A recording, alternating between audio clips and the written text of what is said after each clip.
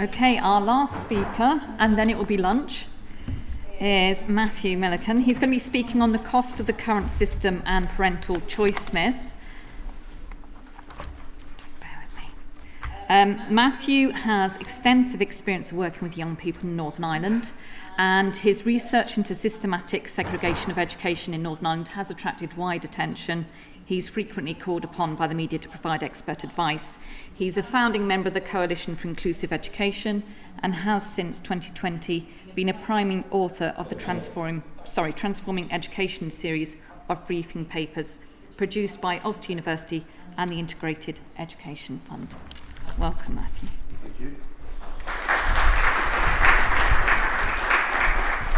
Okay, first off, I will sincerely try to get everybody having lunch at 1 o'clock.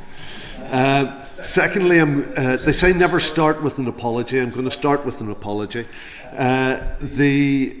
John Gray had already mentioned, and a number of the other speakers had mentioned, the Belfast Academical Institution.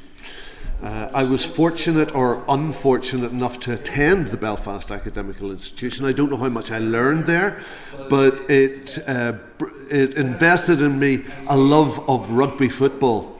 And last night I was at Ravenhill Guldering, and my voice might not quite hold out for the whole of 20 minutes. So a little bit of an apology. So what I'm going to be talking about is essentially the cost of education, the educational segregation, the financial costs, but also the economic, social, and the environmental costs. The work that we've been undertaking on the Transforming Education programme, available in no good bookshops, but online, started off trying to unpick some of the key aspects of segregation in our system. Things that people took for granted, things that were just so commonplace that people didn't think about them.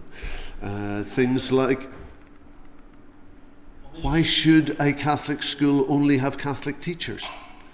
Why should a board of governors not include a wider range of people? How many miles does the segregated education system, how many additional miles do people have to travel to go to schools? So we tried to unpick all of those. And last year we got to a situation where we said, let's just try to quantify all of this. Let's bring all of the research we've done, let's bring all of the stuff together, and let's try to come up with some figures. It's a fool's game to try to do that, was the first thing we thought. Stephen Rolston, who's sitting there, and myself. Stephen Rolston and I are fools. We tried to do it, and it brought about a great deal of furore. All of our papers were based on firm, solid academic research, but they were written in a way to be accessible, and they deliberately targeted news media and other outlets to try to stimulate more public discussion. But this particular paper created such an unprecedented furore that I think we were knocked back on our heels to some extent. So, division is endemic in the education system here. We separate pupils according to their age, their community identity, their gender, their ability or disability, their class, and to some extent their language. In mainstream schools, we separate children into classes aligned with their chronological age. When they reach 11, as has been mentioned by Jim, kids queued up, they go to a different sort of school, usually in a different location. And unlike many systems in Europe, there's a real reluctance in holding children back to ensure that children are progressing at the same stage. Special schools tend to have more mixed classrooms, tend to be based on ability rather than on chronological age. But we separate those children off.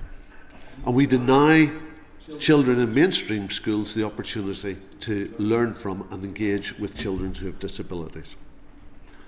We separate girls into one set of schools and boys into another set of schools quite often, a pattern which is particularly prominent in post-primary education. The state still provides funding for a number of fee-paying prep schools, pathways, portals to the grammar school system, which, as Jim Curran has already capably illustrated, predominantly favour wealthier families. But, given the context of inter-community conflict and the ongoing tensions, the most notable dimension of educational division is the religious segregation of our schools.